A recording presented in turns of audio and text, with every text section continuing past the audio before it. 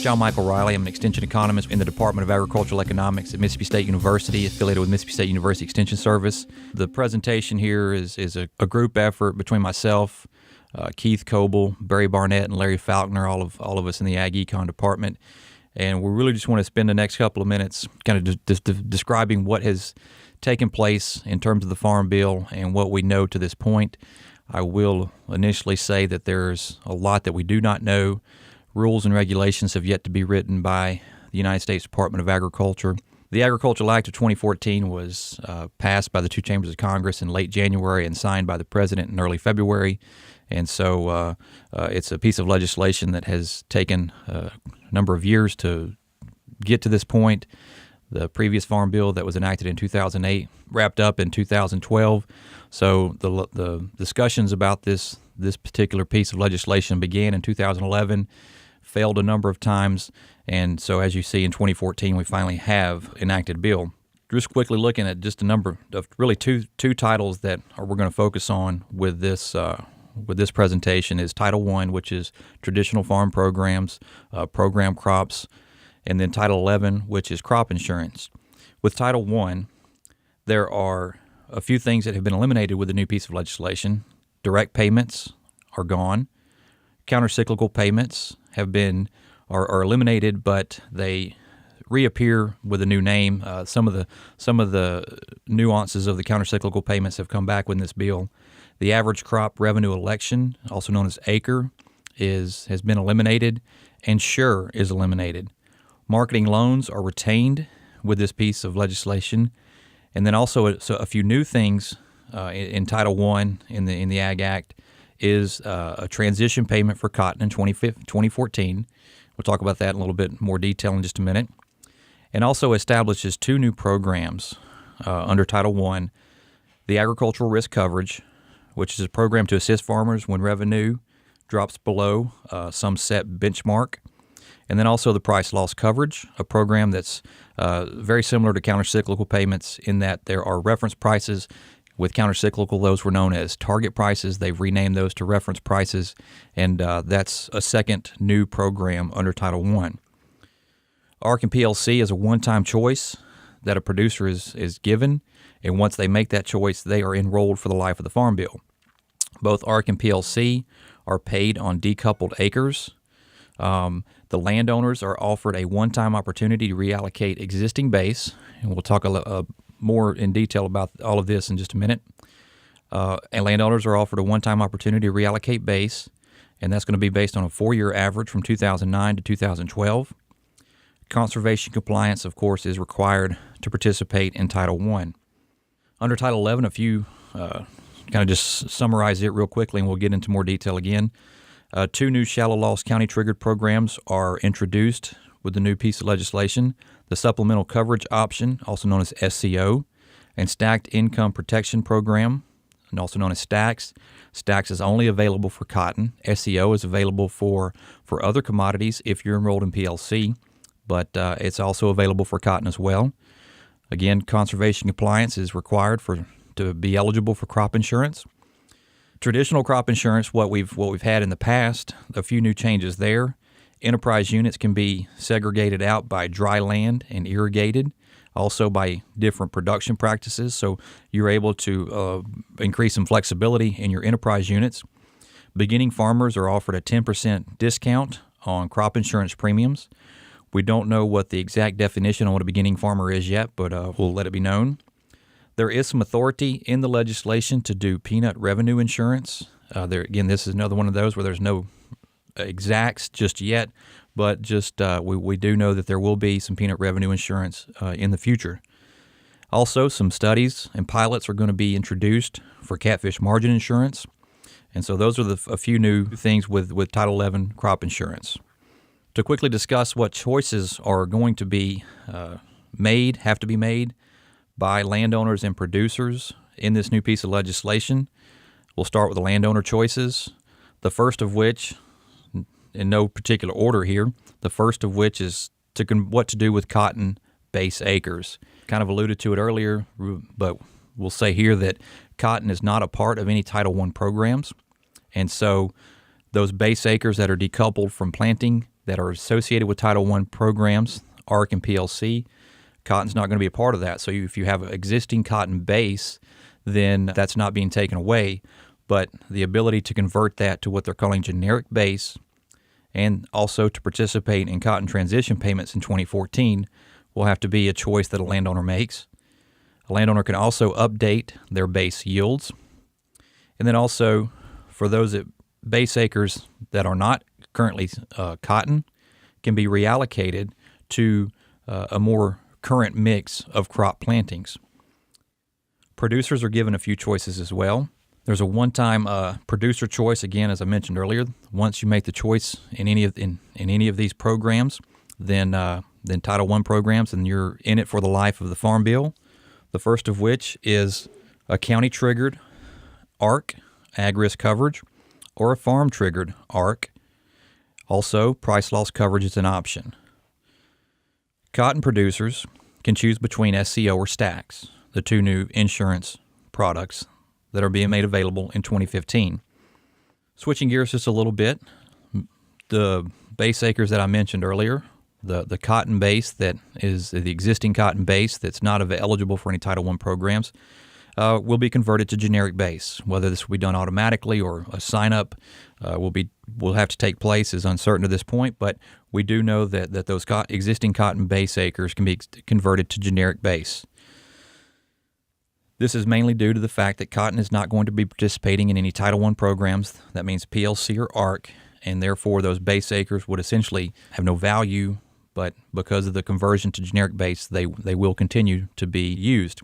When generic base acres are planted to a covered commodity, then those plantings will be applied to the generic base. So moving along, I guess getting the generic base issue out, so all of the cotton base acres will be converted to generic base, and the remaining base acres that you currently have can be reallocated. So the reallocation is going to be based on a 4-year average from 2009 to 2012, and it's really to update the ratio of crops that you produce on a particular farm. This is going to be for both planted and prevented plantings. And one thing to mention is that there will not be the ability to increase your base or to build base, but really just to update the ratio of your crop mix. So looking at a quick example of how this will take place, we'll look at a kind of a made-up farm here that with potential commodities to be grown. Over on the far right, we see the existing base for this particular operation, which was 200 acres of long grain rice, 750 acres of soybeans, and 250 acres of cotton. And then as we look across the middle columns there, those are the actual plantings from 2009 to 2012. We see there was one year in 2011 where 200 acres of cotton were planted, but cotton was not planted in any of the other years. You can also see the other crop plantings from 2009 to 2012. When thinking about how to reallocate the base based on this 4-year crop planting mix, the 4-year average of the crops, all crops planted, is the second column from the left. We see that on average 250 acres of corn were planted, 150 acres of rice, 750 acres of soybeans, and 50 acres of cotton, which gives us the 1,200 acres of total base that this particular operation had. Now, cotton's not eligible for Title I programs, and so it is not a program crop. So now we have to look at the covered crop average plantings and how many total acres those compiled. So the 250 acres of corn, 150 acres of rice, and 750 acres of beans totaled 1,150 acres. If we take the percent, so 250 acres of corn divided by 1,150 gives us the percent of the plantings to the covered crops. In that case, it would be 21.74% of the planted acres from 2009 to 2012 on average were planted to corn. 13% of the acres were planted to rice, and 65% of the acres were planted to soybeans. When we multiply that by 950, the 950 is the 1,200 acres of base minus the 250 acres of cotton, which will be automatically all go to generic. When we multiply the 21.74% times 950, that gives us 206.5 reallocated base acres for corn. Similarly for soybeans, 65.22% times 950 is 619.6 acres of reallocated base. So then, when comparing the existing base to the reallocated base, we see that corn base obviously goes from 0 to 206.5. Rice base declines from 750 to 619.6. Rice base declines from 200 to 123.9. And then the cotton base that was at 250 remains constant and is now termed generic base. So our total base acres, 1,200 in this particular example, has not changed. Just the mix of the crops within those base has changed. So that's how the base acres are going to be reallocated. Now let's think about how the generic base might be applied. So in 2014, let's just say this particular operation decides to plant 450 acres of corn, 125 acres of rice, and 625 acres of soybeans. So that gives the farm a total number of acres of 1,200, which is those total base acres. But now how are we going to apply this 250 acres of generic base to this operation? Well, 450 acres of corn divided by the 1,200 acres of total base. So the percent of corn for this particular year planted on the total base acres is 37.5%. So when we apply that 37.5% to the 250 acres of generic base, that means that 93.8 acres will be allocated to generic base for corn. Similarly for soybeans, the 625 acres that were planted in this particular year account for 52% of this year's plantings. And so when we apply that to the 250 acres of generic base, that gives us a total allocation of soybean acres to the generic of 130.2 acres. So the generic base will be tied to current plantings and will be the ratio of the current plantings applied to whatever amount of generic base a particular operation has. So in 2014, with the reallocated number of base acres, when we add those onto the generic base that's been applied to the 2014 plantings, when we add those to already existing reallocated base acres from earlier, the total number of base acres in this particular year for 2014 for this example would be 300.3 acres for corn. So that's the 206 plus the 94 would give you that 300 acres of reallocated corn base. Long grain rice, the 26 plus the 124 from the reallocated number from earlier would give you the 149, the 150. And then, of course, for soybeans, the 619 from earlier, 619.6 from earlier, plus the 130.2 that's being applied to generic would give this farm a total number of soybean base acres in 2014 of 749.8.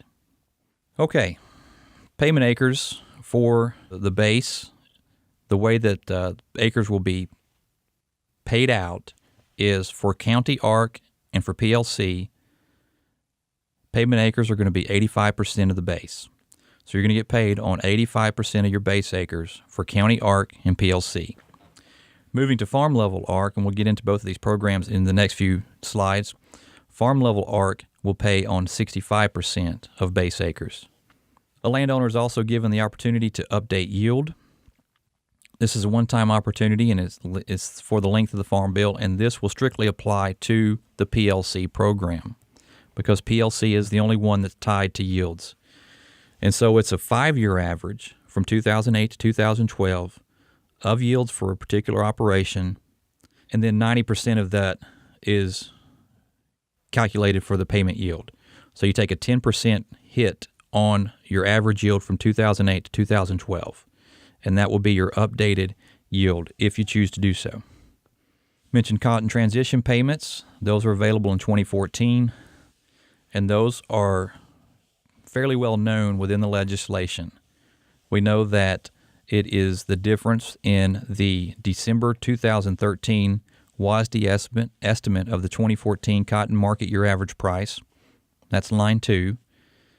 And the June 2013 estimate of the 2014 cotton market year average price. So the difference of those two, which is 9 cents, and then there's a payment factor of 60%. That totals 5.4 cents per pound. And then you apply that 5.4 cents per pound to your farm's payment cotton yield and your farm's cotton base, existing cotton base. And that would be your total transition payment in 2014. There's a $40,000 payment limit attached to this transition payment. Moving into the two new Title I programs, PLC and ARC. We'll first go through PLC real quickly. PLC is an FSA-delivered program. It begins in 2014, so it is in effect for the current crop year. It functions much like the countercyclical payments that I mentioned earlier. And the way that a payment triggers is when the maximum of the loan rate or the market year average price dips below the reference prices that are listed toward the bottom of this slide. Those are then paid across the base yield, whether that's the previous yield or an updated yield, and then across 85% of your base acres. So the payment would be 85% times your base acres times your base yield times the difference in the reference price and the larger of the loan rate of the market year average price. When that is positive, a payment will trigger.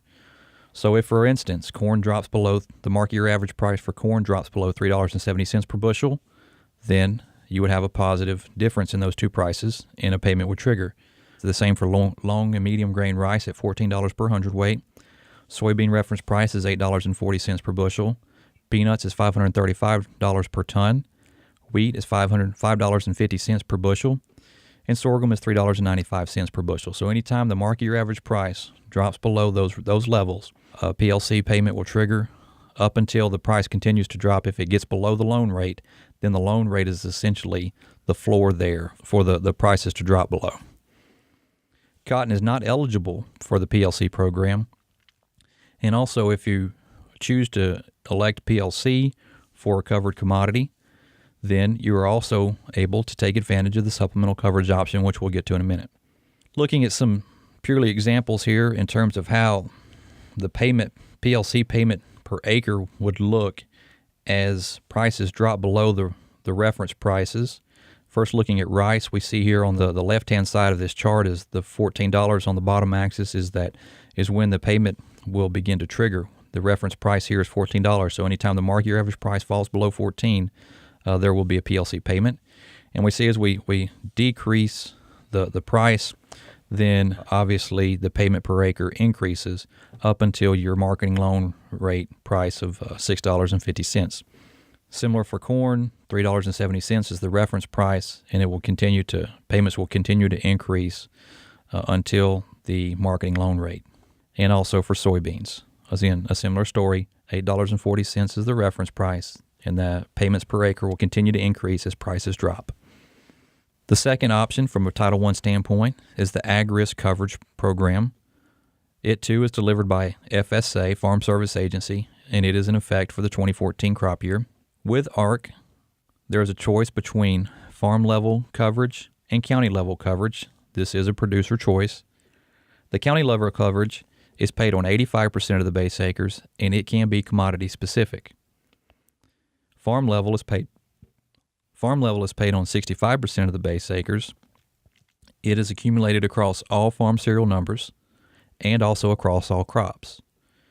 So what do we mean by this is if you choose the farm level ARC, then everything that you grow across all of your farms will be counted together.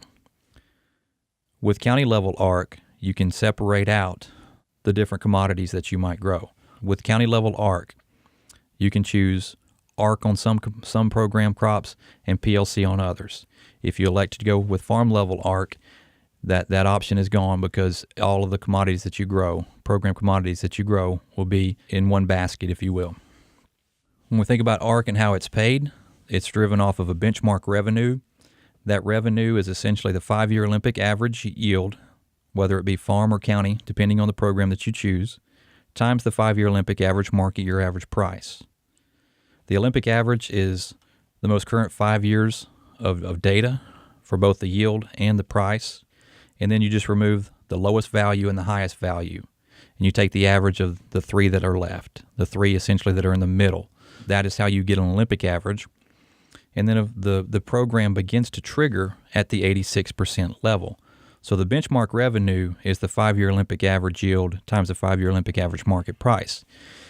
When when an actual year's loss exceeds 14%, the program begins to trigger. So that's why the 86% is in front of this calculation.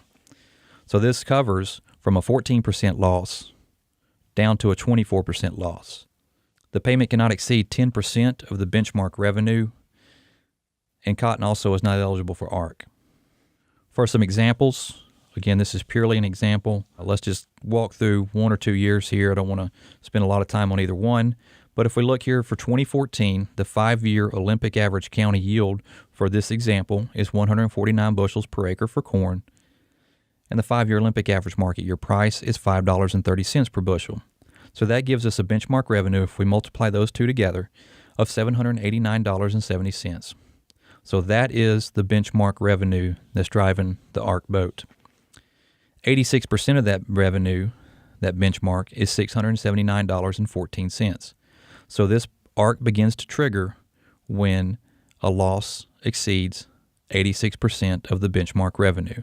The maximum ARC payment is $78.97. That's 10% of the benchmark revenue. So now then, in yellow here, we've got what actually happens. So in 2014, again, a hypothetical example here, the actual county yield that we've provided here is 156 bushels, and the market year average price was $4.15. That gave us an actual county revenue, and I say county because I'm assuming that this is a county ARC example. The actual county revenue is $647.40. $647 is less than $679. $679, of course, is 86% of the benchmark from above. And when the actual county revenue dips below that, the program triggers. So if we take the difference of the actual county revenue and the 86% of the benchmark, that gives us the payment for this particular year per acre. Now we have to take that payment across 85% of our acres. So our per acre ARC payment across all of the acres that we grow is $26.98. It's $31.74 across all payment acres, which is, again, an 85% of our total acres. In 2015, the yield was 153. The price was, again, $5.30, which gives us a benchmark revenue of $810.90. 86% of that is $697.37, a maximum payment of $81.09. In this particular year, given the actual county yield and the actual market year average price, our revenue was $714.16, which is above the trigger level of $697.37. So there will be no payment in this particular example for 2015. Looking all the way across to 2017, we see that the actual market year average price, again in yellow there, of $3.47 is rather low, which pulls the actual county revenue down below the trigger level. And so there is a payment that triggers. Now, $87.80 is the difference of the actual county revenue and the 86% of the benchmark. Now that exceeds the maximum ARC payment of $75.98 and then again this is in the year 2017. So we're capped at that $75.98. $75.98 would be the payment per base acre. Of course, we have to carry that across 85% of our total acres. So if we think about the total payment for the entire farm, all acres, it would be $64.58. Our soybean example, similar in structure. In 2014, the 5-year Olympic average county yield was 45 bushels. Average market 5-year Olympic average market year price of $12.17. That gives us an ARC benchmark revenue of $547.50. Again, that's just the yield times the price. Now then we want to take 86% of that benchmark revenue to let us know when the program, at what stage the program will begin to trigger. That's $470.85. Now if we take 10% of the benchmark revenue, our maximum payment is $54.75. So that's the most that we can get per payment acre. Moving into the yellow section of this table, we're looking at what actually happens in this hypothetical example for 2014. We have a county yield of 42 bushels and a market year average price of $10.54. which gives us an actual county revenue of $442.68. If we take the difference of the actual and the 86% of the benchmark, we see here that a payment of $28.17 per payment acre. If we carry that across 85% of our acres, total farm payment of $23.94. Looking across all the way to 2018, we see a similar story as it was with corn, a significant price drop. And so our actual county revenue in 2018, again in the yellow section, was $366.30. Taking the difference of $366.30 and 86% of the benchmark in 2018, which was $445, gives us a total of $78.70. $78.70 is more than the maximum ARC payment there in green of $51.74. So $51.74 would apply to 85% of our total acres. If we think about it in terms of a whole farm, total acres, the payment would be $43.98 across 100% of our acres. Now, it's fully expected that commodity prices are potentially going to decline as we move through the life of this farm bill. If you look at a number of resources, USDA's projections, FAPRI projections, institutions that provide long-term outlooks of prices, the expectation is that commodity prices will decline. So we're just showing here with this particular chart that as over the life of this farm bill, corn and soybean ARC guarantees, most likely, if things play out like they're expected, will decline over the life of this farm bill. Staying in Title I, the marketing loan rates are pretty much unchanged from the previous legislation. What's listed here is the non-recourse marketing loan rates for a number of commodities, mostly unchanged. The biggest difference from a marketing loan standpoint is cotton. Cotton marketing loan rates are essentially going to float between 45 cents per pound and 52 cents per pound. The rate will be determined for each of the 2014 through 2018 crop years, and it will be the simple average of the adjusted prevailing world price for the two immediately preceding years. Of course, this is determined by the Secretary. It will be announced on October 1. Moving into Title 11, crop insurance. Mentioned quickly the supplemental coverage option earlier. Supplemental coverage option, it will be delivered by RMA, and it will begin in 2015. Producers will be eligible for this if they choose PLC, or they can choose this as a standalone if they choose. There's a 65% premium subsidy associated with supplemental coverage option, and there's no payment limit. The coverage, though, tops out at 86%, or to think about it the other way, a 14% decline is when the supplemental coverage option begins to trigger. It's a county-level product, very similar to previous county or area products offered by RMA. It essentially mimics the underlying crop insurance product that you have for your particular crop. So what we say here is it tops up crop insurance. It sits on top of whatever your existing policy is. If you have a yield policy, SEO is a yield policy. If you have a revenue policy, then SEO is a revenue-based product. It's driven off expected county yield or expected revenue, depending on what the underlying insurance is. And the expected county yield will be the group risk plan trend yield, and the expected revenue will be that trend yield times the crop insurance base price. So that is what essentially drives the boat here for SCO. And then the actual county yield at the end of the growing season will determine, the county yield will determine what that actual yield is, and the revenue will be driven off the county yield and the crop insurance harvest price. So if those are lower than the expected, then this program will trigger. Again, a 14% loss before the program begins to kick in.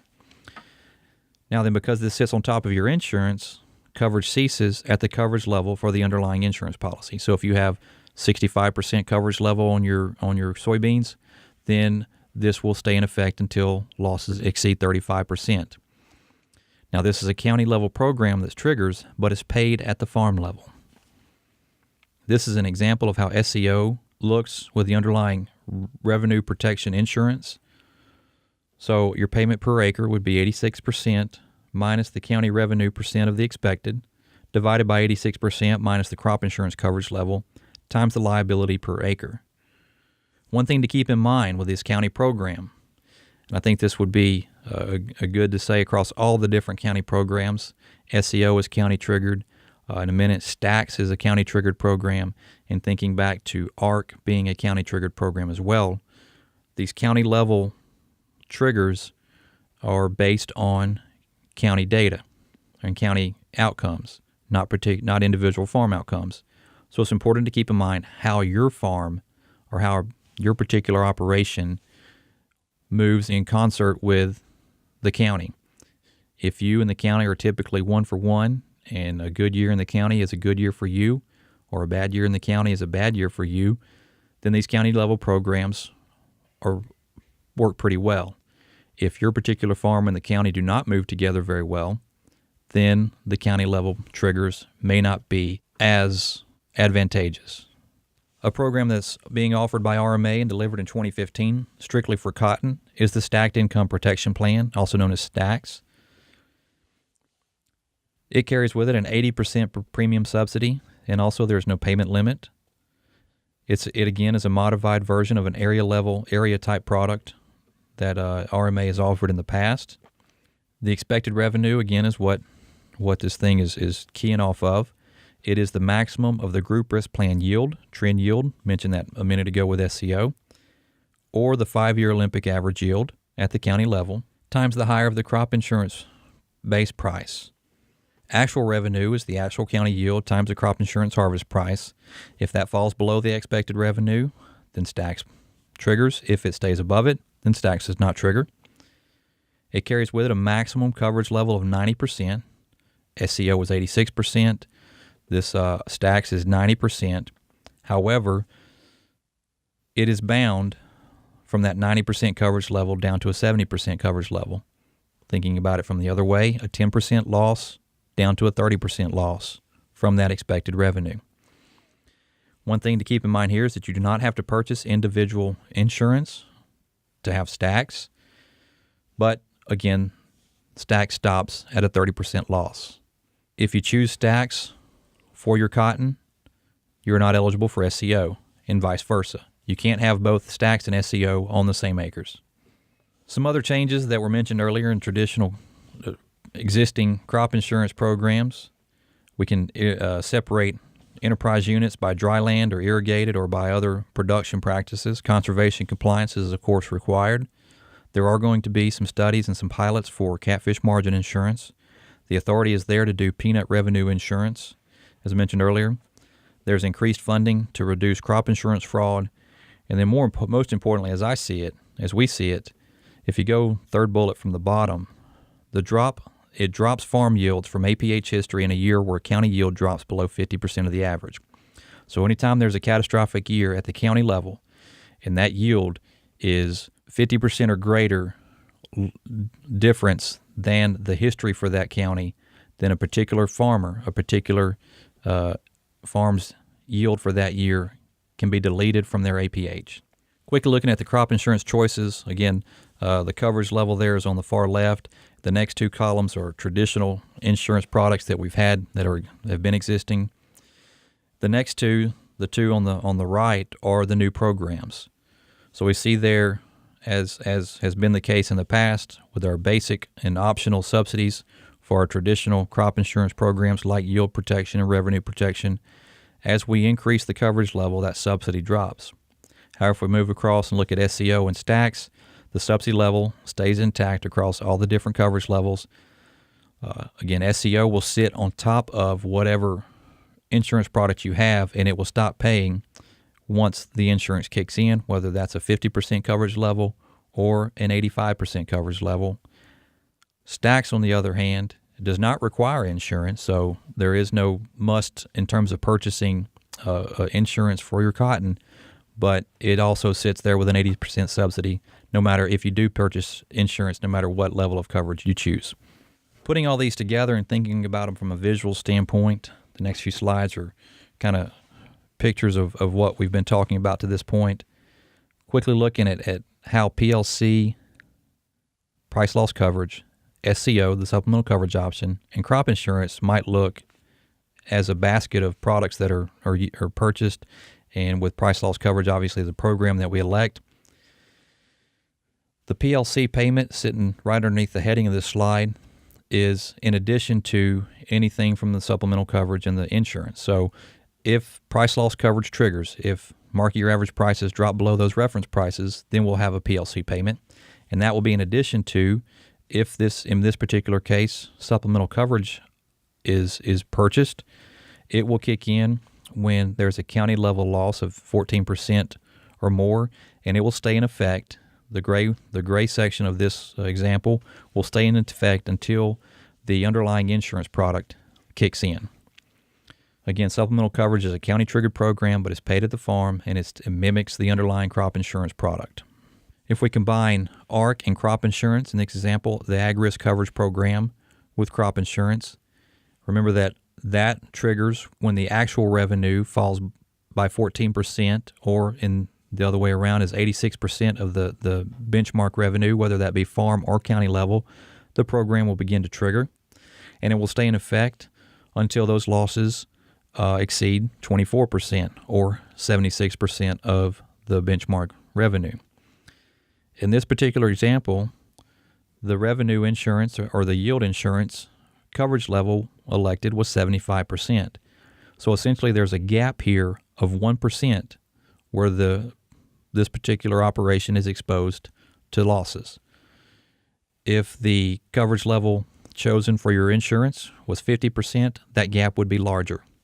On the other hand, if the coverage level chosen was higher than 76%, in this case 85%, then there can be an overlap of the yield or revenue insurance and the ARC program. SEO can be purchased as a standalone. PLC does not have to be elected to be an SEO, although ARC and SEO cannot be combined, but SEO can be purchased as a standalone. And again, it just mimics the underlying crop insurance product. It triggers at the 86% coverage level and stays in effect until the insurance coverage level kicks in. Moving to payment limits and eligibility for the Title I programs, the total amount of payments received for PLC, ARC, and a marketing loan gain or loan deficiency payment may not exceed $125,000. So any Title I programs, payment limit cannot exceed $125,000, and this is excluding peanuts. The next bullet here, there's a separate and equal payment limit for peanuts. Farmers must abide by sod buster and swamp buster conservation compliance provisions, as we mentioned earlier. The adjusted gross income limit here is $900,000 for a 3-year average AGI for a producer or legal entity. Payments are limited to actively engaged farmers. The definition has not been provided to this point. The Secretary has 180 days from the time that the bill was enacted, which was early February, to define what an active farmer is. So we are waiting on the edge of our seats to learn what that is, as I'm sure everyone who's watching this is as well. But payments are limited to actively engaged farmers. We just don't know exactly what an actively engaged farmer is to this point. Now we're really switching gears and just going to take a few minutes to look at other changes across the piece of legislation as it might relate to production agriculture. Conservation program changes here. It's really just there's not a whole lot of drastic changes, mainly just some consolidation of programs and then a slight reduction in total spending here, a $4 billion savings for the conservation title. First, the Conservation Reserve Program acreage will gradually reduce from 32 million, where it currently sits, to 24 million at the end of the bill. And it also allows for 2 million acres of grassland to be enrolled. So 2 million of those acres will be allocated for grasslands. The Agricultural Conservation Easement Program is a new program in name only. It's a consolidation of the Wetland Reserve Program, the Grassland Reserve Program, and the Farmland Protection Program. So this is a case where we're consolidating some programs into a smaller set. The Environmental Quality Incentive Program, EQIP, is continued to address natural resource concerns and agricultural production types for crop, livestock, forestry, fruits, and vegetables. There is a preservation here of 60% of the funds to be directed to livestock production practices. and another consolidation for EQIP. EQIP will be combined with Wildlife Habitat Incentive Program in terms of administration and authority. Some miscellaneous items that just didn't really fit into individual slides here. USDA catfish inspections are retained, or catfish inspections, I guess, are retained with USDA. Other fish species will continue to this point, as we know it, will continue to be done by FDA and Customs. The nutrition program, the SNAP program, was reduced by funding was reduced by $8 billion. There appears to be a resolution of the Brazil cotton case. Many of the changes with respect to cotton, the fact that cotton was no longer participating in Title I programs, ARC or PLC in this case, and has moved to Title 11, the crop insurance title, largely due to the WTO Brazil cotton case. It's our understanding that is soon to be resolved. And then let's not forget about the Renewable Fuel Standard. Now, the Renewable Fuel Standard is not a part of the current Farm Bill. It is a standalone bill of its own and under the Environmental Protection Agency, but it is also still in effect and definitely something that producers would want to keep in mind. Disaster programs are something that weren't included in this Farm Bill. The plan is to, as we see it, to scale back in terms of ad hoc disaster payments and appropriations. However, livestock was allotted some disaster-type language in the Farm Bill. So there is a livestock and supplemental disaster program in the current legislation to provide assistance for producers whose livestock has been affected by high mortality rates caused by Mother Nature, essentially.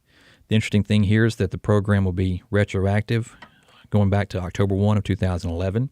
These include the Livestock Indemnity Program, the Livestock Forage Program, and the Emergency Livestock Assistance Program.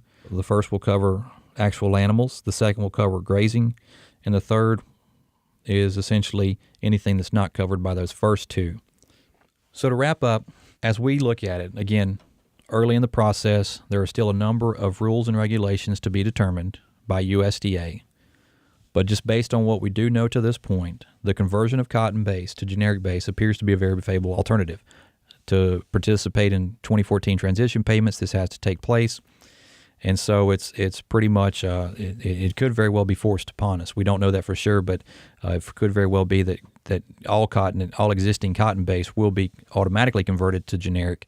However, if that's not a automatic transfer or automatic transition, then it's highly encouraged to go ahead and do that with your cotton base. Yield updates by crop are attractive, mainly because of advances that we have seen, especially in Mississippi, with our cotton or with our crop yields.